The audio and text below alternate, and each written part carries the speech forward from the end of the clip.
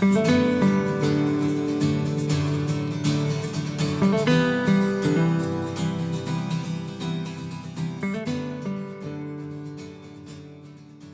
to Conversations Different, a podcast from the Santa Fe New Mexican about the interesting people, places, and issues of northern New Mexico. My name is Inez Russell Gomez, and today we are talking to Izzy Barr. She happens to work with the Santa Fe Railyard Park Conservancy and is going to tell us kind of all the secrets of that wonderful park right in the middle of town. Welcome. Thank you, Inez. It's so nice to be here. I really appreciate you having me. I'm really excited to talk to you. In my other life, before I started writing editorials, I used to do the magazines. And one of the magazines we did was the opening of the Railyard. Oh, we have copies of that in our office. Yeah, so. Well, that was our magazine, and I was the editor. And I just remember reading about how the Railyard Park was planned and how different it is from other parks in our city. So maybe go back to the beginning and how the people at the Railyard came up with this idea for a really natural, beautiful, wonderful park. Well, it was the people, and that's just it. It was the people, it was the residents in the neighborhood. And it went through a lot of different iterations along the way. And there was a lot of conversations about it, but it is still, I believe, the largest public-private development process in the city's history. So it was government officials, it was private, it was developers, architects, and then the neighborhood and the people of Santa Fe who came out. So there were thousands of hours of public input into the process to make sure that what became of this, well, what at the time was a brownfield, because it was where the Railyard used to be, served the community and didn't become just, just retail or just housing, or that it incorporated a lot of things. And one of the primary things that people wanted was a green space. They wanted a sustainable, drought-tolerant public green space. And they also wanted community programming and things that would serve the people who lived in the community. And so it came out of that, and this whole process started, and they marked off. So the park itself is 11 acres, and then there's the plaza that has the retail and restaurants and art galleries, and so we work together. We sort of feed off of each other to create a really welcoming environment for everybody in Santa Fe and visitors. And the other thing about it, which is very different, and I think we may be the only public green spaces in the country that actually operates under a conservation easement. So the park exists in perpetuity as a public green space and cannot ever be developed. So that's really nice. Yeah. That's a really nice plus for it. Yeah. So it will be there for generations to come. Yeah. I remember that was so important, and the use of native grasses, native plants, native trees was also such a part of it, so that it would not be not necessarily not high maintenance, but low water use comparatively. Right. Well, yeah. Low water use, but it is because of the way, I will say it's not low maintenance, and I can get into how many hours we put into the park every year, but yes. It's not manicured, so it's not meant to be, other than the turf grass and those areas like the performance lawn that everybody loves to to sit on to watch the movies and what else and other things. It doesn't require the kind of care like a botanical garden or something. It is meant to grow somewhat wild, and a lot of the native plantings don't need to be pruned regularly in a way. We prune them back for safety reasons and to clear pathways, but it is in a sense lower maintenance than like a botanical garden or something, or somebody's more manicured garden. Yep, and that's what I meant, because the maintenance part is, I think, one of the important things about the park, in that because you have so many volunteers that help out, it always looks really nice. Thank you. We really appreciate hearing that. It's a lot of work. I was out there this morning with a group of our yard masters volunteers, which is they do all our specialized horticultural care. So it's twice a week, a drop-in program every Tuesday and Thursday morning. And So we mobilize usually more than 2,200 volunteer hours a year just for horticulture care. So that's adult. We do youth in service. We do work with local businesses. We do green job skills training. That we've worked with New Mexico School for the Deaf and Rocky Mountain Youth Corps. We've had AmeriCorps out, and Journey. We started working with Journey Montessori this year. So it's just we rely so heavily on our volunteers because we only have 2 full-time staff members. And there's also programming, because you don't think of a park, maybe like in big cities, there's fancy parks with programming, but in Santa Fe, the program is you take your kid to go play on the slide or something. But what's interesting at the Railyard Park is there's things for kids to do with play that is fun, but also, kind of gets your brain working. It does, yes. And so that's part of our mission is the horticulture care. Another part of our mission is educational programming. And it's all nature-based. So we're big proponents of nature-based learning, nature-based education, getting kids out in nature, but using it to sort of supplement and complement what they're learning in the classroom. Right now, we just started our sand play program. So every Saturday throughout the summer, from 10 to 12 in the children's play area, we have something called Sand Play Saturday, which is sensory and nature play it's geared towards infants and toddlers, but all kids are welcome to it. But there's so much research about the benefits of sensory and nature play for development and kids' development and emotional regulation and nervous system development. And so it's a free, everything we do is free. So it's free, it's open to the public. We had about probably close to 70 people who showed up on Saturday because it was hot out. So we have water and we have shovels and baking tins and things for kids, to play in the sand with. And right now we actually, because public art is also one of our things, we have a beautiful mural up in the big wall in the children's play area by a local artist named Jesse Cross. And it's stunning. If you're in the park, go take a look at it. It's woodcut prints of different animals and native to the Southwest and specifically New Mexico. So yeah, that one that's so much fun. Parents love it, kids love it. And we end up serving about probably between 650 and 700 kids and adults throughout the summer. Oh, that's really important, I think.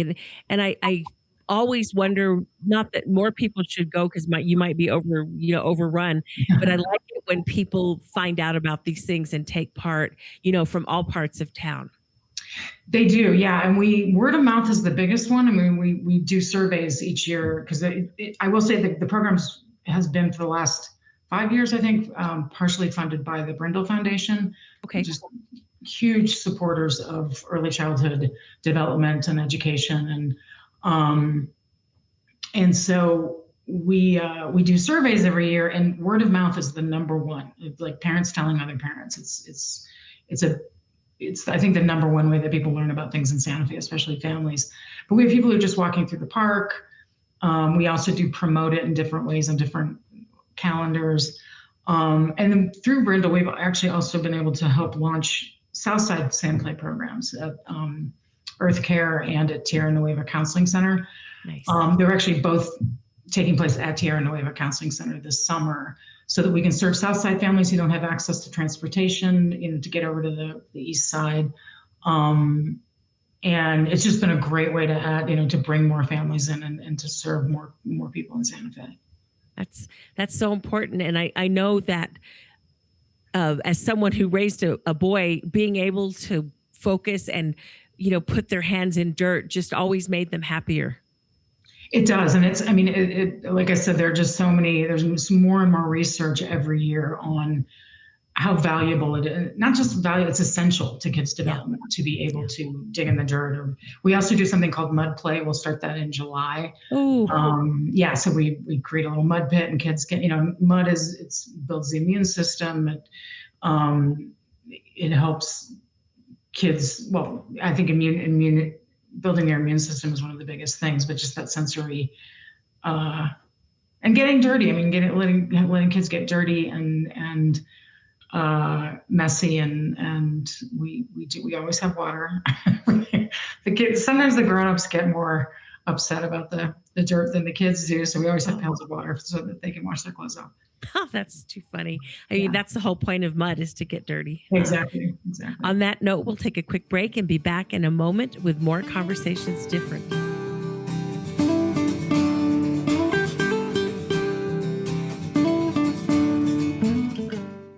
We make renewable doable. We're positive energy solar for a cleaner, brighter future for all. Positive energy's the right call. Feel good about your energy bill. Help save the planet too. Your trusted solar company, working hard for you. Generate positive energy. Positive energy solar.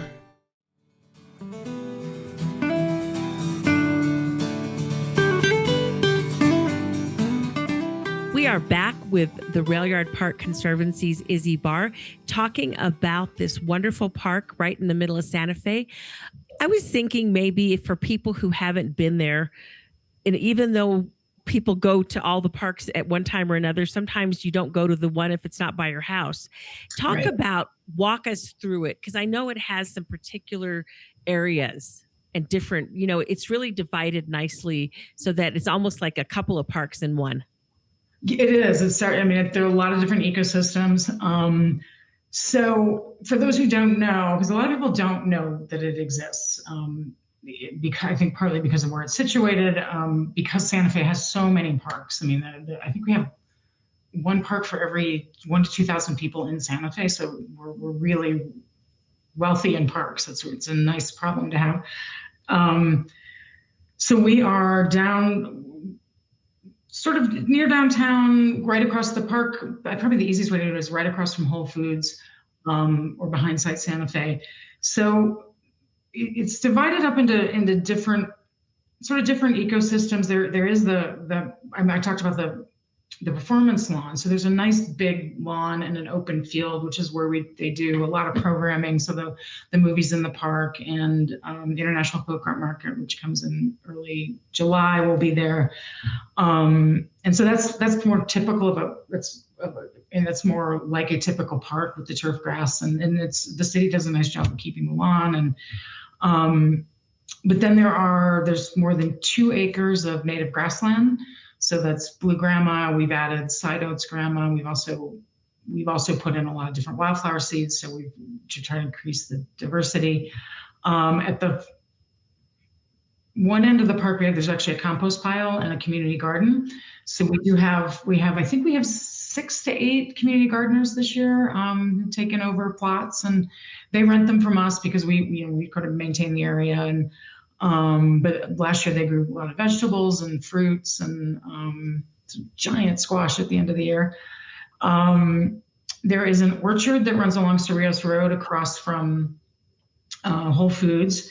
And so that's got apricot and apple trees. And I just drove by earlier and saw that the apricots are coming out. So anybody's welcome to come pick them. Just do it gently.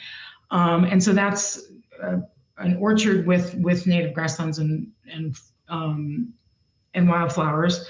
Then there's a rose ramada, so along Guadalupe, that has these beautiful roses that are starting to come back now that the city put in a brand new irrigation system last year. That's surrounded by more natural grasslands, and then tucked in there is the children's play area, which was designed to let kids explore and take risks. So there's a big rock wall. There's a slide wall where there are slides and the different ways you can climb up those. There's the big sand area, which is absolutely beautiful. There's a little kind of rope course for the kids. So the whole idea was not to be like a traditional playground, but to be more of a kind of an adventure zone for the kids. And then there are the rail gardens, which were designed to sort of mirror the different rail lines that ran through Santa Fe. And those are a little more structured, or that's what we call sort of the botanical area, because we keep those a little bit more maintained. We maintain everything, but there's a lot of xeric stuff there. So there's yucca, Perry's agave. So those are the ones that get the giant stalks that look like trees. And then I think one thing that a lot of people do know about the park is the entry ramada that runs by Site Santa Fe, where the trumpet vines bloom. So those will probably start blooming soon. It's absolutely beautiful. It runs, from Paseo de Peralta south, and it's just this absolutely beautiful entry ramada with this arch that has the trumpet vines on it. So it's got, like I said, it's just got so many different areas. We also have something called a waffle garden, where we planted, actually kids from Journey Montessori planted a Three Sisters garden of corn, beans, and squash. So we'll see if the squirrels get to those again this year, which they have in the past. But we encourage a lot of wildflowers there. So, and we have a pollinator garden next to the children's play area with an in-kind donation from the Xerces Society. They give out pollinator kits, so we're part of the Santa Fe Pollinator Trail. And we have a native bee house to encourage the bees. We get a lot of native bees in the that's exciting. Yeah. I was part of the pollinator trail too until my yard flooded again. Oh no! Many of my pollinators died. It was very sad. Yeah, you should never buy a house by an arroyo. That's like one of those lessons you learn after the fact. I remember when the park was being planned. It wasn't just by happenstance. You got all the community input, and they actually brought in a designer from New York City. Yes, Kenneth Smith. Yeah. Yeah. And I just thought that was so interesting because it really was a thoughtful approach to creating this green space. It was. And there were different landscape architects, and not just, he had the winning design. It was a jury competition. Mm-hmm. So he came in, but also worked with local landscape architects who had input into the plants. One of our board members, Molly Mahaffey, was a part of that process and helped design the horticulture guide. So we have this big, thick horticulture guide about how to care for this park, because it is so different than any other park in town. So then there was it's not entirely drought tolerant and native, but probably 80 to 85%. Certain things like the roses do take more, but in terms of the shrubs and the perennial flowers and the trees, there's a lot of drought tolerant and native plantings. Yeah, I remember one of the things that people were a little concerned about was whether the population from St. Elizabeth's shelter would come in and sleep at the park, or otherwise, scare little children, all the things that people do when they put boogeymen in their head about unhoused people. And that hasn't seemed to be that as huge of a problem as people anticipated, I don't think. No, and I think, we consider because St. Elizabeth's is there, and because I think because the park is such a welcoming environment that, we do get a lot of the unhoused population in the park. And, we sometimes we will say that they're our largest constituent. It depends on, the time of year. And so we do our best to get to know the people who are there regularly and keep the bathrooms open, so that they're able to use them. And our stance is as long as people are being respectful, and everyone is welcome in this park. And we've worked with the city and the park ranger service to try to, discourage overnight camping, because there's no overnight camping in any public park. So in that sense, I think we've been able to, to work with the unhoused population and everybody who uses the park. And also just activating. We use that word a lot with our programming, all the different programming that we do, the programming that the Santa Fe Railyard Community Corporation does to bring different activities to the park. That in itself just keeps it, I think keeps things calm there in a way, right? Because the more people around, the less likely there's, bad things happen, I guess. The bad things are to happen. Yeah. And I was going to say, if you have a crowd of people, you're less likely to have a big fight break out or anything like that. It's like, being busy keeps it occupied and safe. Right. Yeah. Yeah. It was interesting seeing the rail yard move down from Museum Hill to the park, because I know one of the ideas at its inception was that it would maybe take the load off some of the other sites in Santa Fe, including the downtown Plaza, but also it turns out Museum Hill. And that has turned out to be a real successful partnership. For IFAM? Yeah. Yes. Yeah. I mean, they seem to be doing, it seems to be doing very well. I think people like it. It's a nice spot for it. So, and it hasn't damaged your flowers or grasses or anything. No. I know that was a worry. I will say the first year we did not know, we had no idea what the impact would be. So we worked very closely with them, and the Conservation Trust and the city and the community corporation to make sure that the footprint of it wouldn't do that, and the traffic flow would be such that we wouldn't have people tromping through the gardens. And IFAM has their volunteers will come out, and we've familiarized them with the park so they understand where traffic should flow through, and we encourage them to use the paths. And so overall it's been much less impact than we thought it would be. Oh, see, that's a good thing. Yeah. On that note, we'll take a quick break and be back in a moment with more Conversations Different.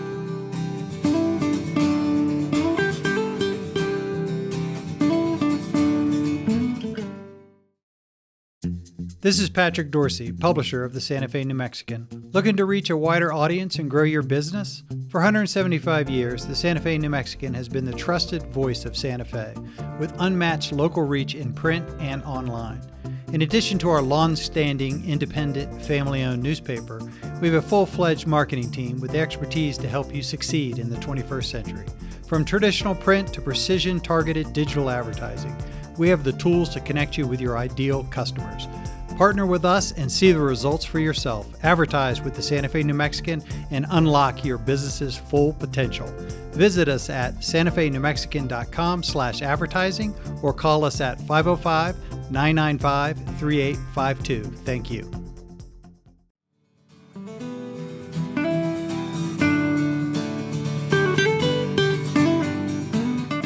We are back with Conversations Different, talking to Izzy Barr about the Railyard Park. And one of the things, obviously, is that you get money, I assume, from the city, but you guys raise a lot of money. How do you pay for what you do?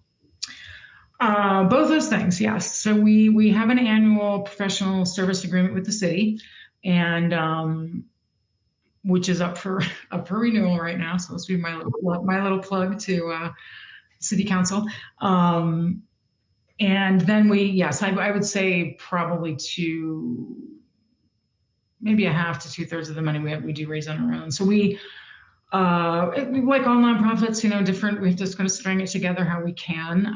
We get grant funding from different places. We do business sponsorships, individual donations. So we get some throughout the year, but we do an annual campaign every year at the end of the year.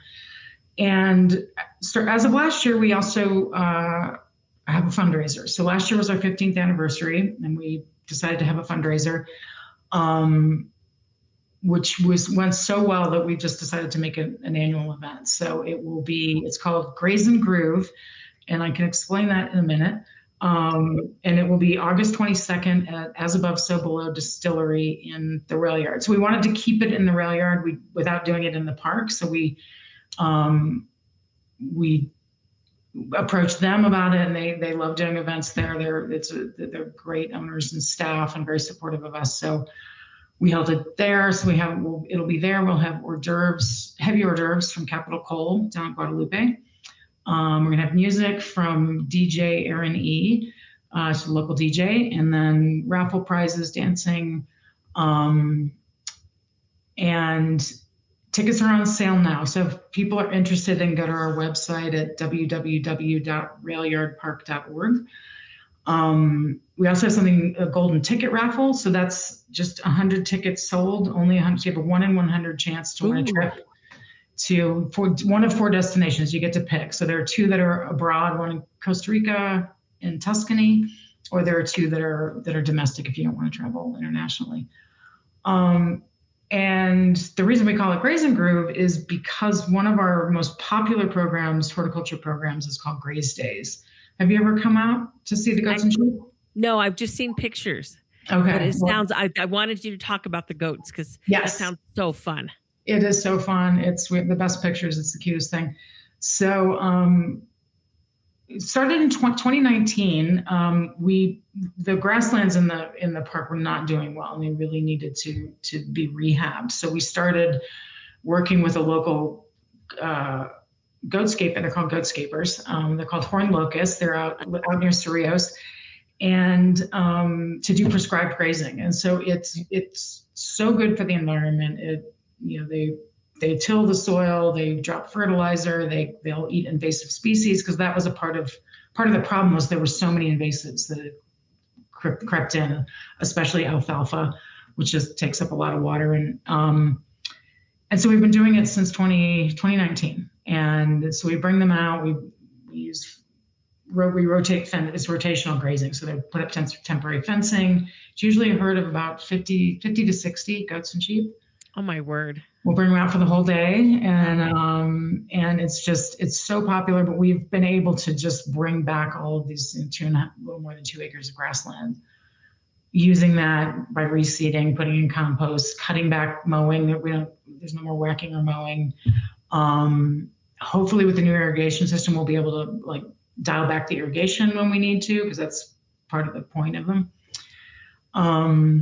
So yeah, we'll get 150 to 200 people come out each day to watch, and we have informational signage, and with New Mexico School for the Deaf will just bring their entire lower school over in little wagons and to hang out and watch, and we just love it. It's just been, so we already hosted 3 this year. We'll be hosting 5 more. Okay. Yeah. And then at the fundraiser, there will be so we have a goat photo booth. So as you come into the fundraiser, you can get your picture taken with one of the goats from Horn Locust. Yes. So it's very fun. And we picked a new one. She's kind of young, so we'll see how she does. Oh dear. I bet she's cute though. She's very cute. Yes. She's kind of a rascal. So. Yeah, this whole concept reminds me of what happened with the prairies when you had the buffalo tearing up the land, and it's kind of bringing that back to nature kind of thing, almost letting the cycle take place. You just have to bring the goats in. Yes, yeah, to get it. It's all, so we have something called the Healthy Soils Initiative, which is we're trying to build soil health at the park. So we ripped out a bunch of, back in the day, the weed barrier was the thing, and until it was okay, it's really bad for the environment. And soil needs to breathe. It needs to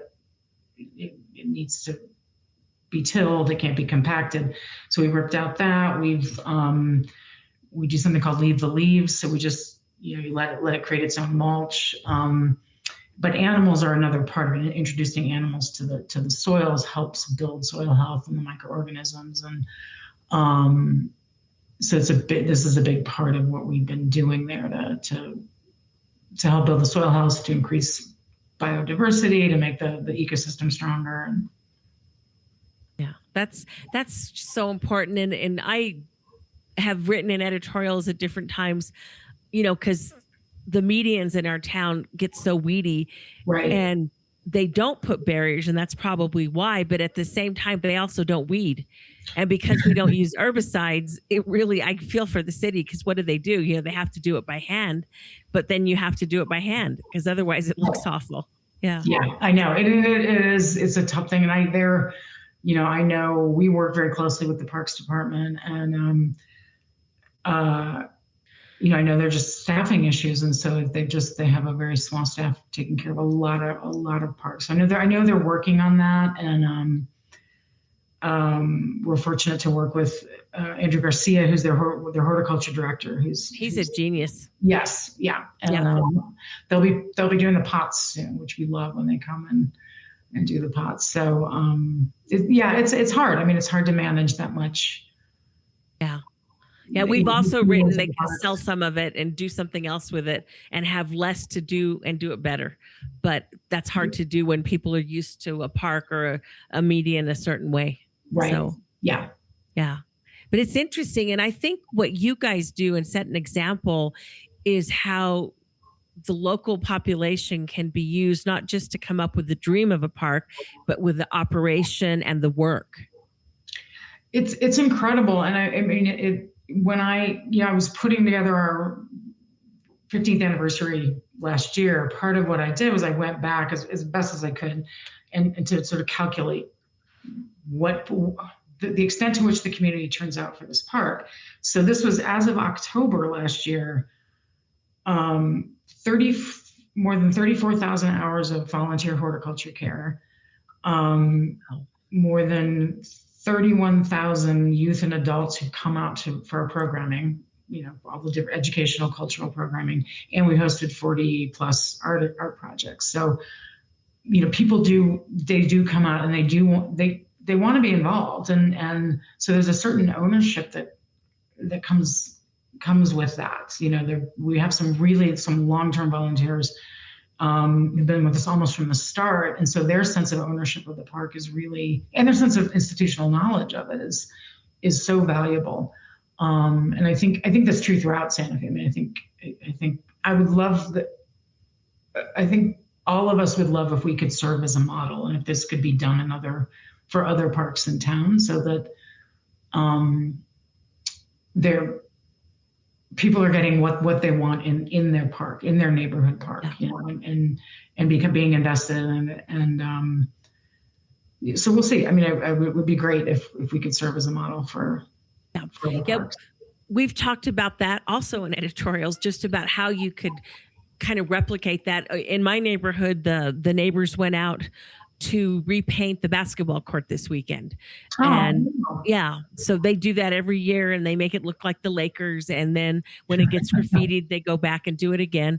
And there's that happening, but there's other things that we could be doing if we had a system. And I think if there's anything to replicate from what you do, is how to get a volunteer group going to really, and not just keep it up, but to watch out for when it's falling down so it doesn't slip too far.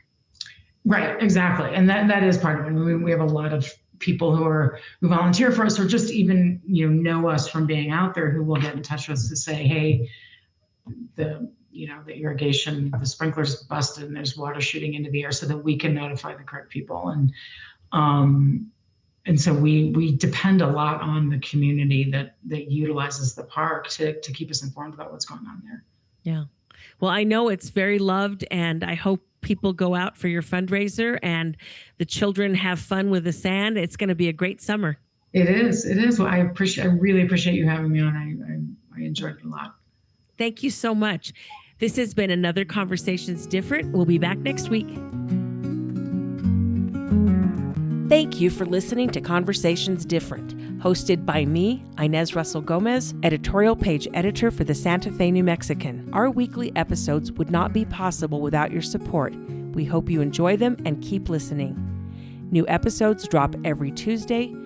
Consider signing up for our newsletter so you never miss an episode, and while you're at it, consider subscribing to the Santa Fe New Mexican.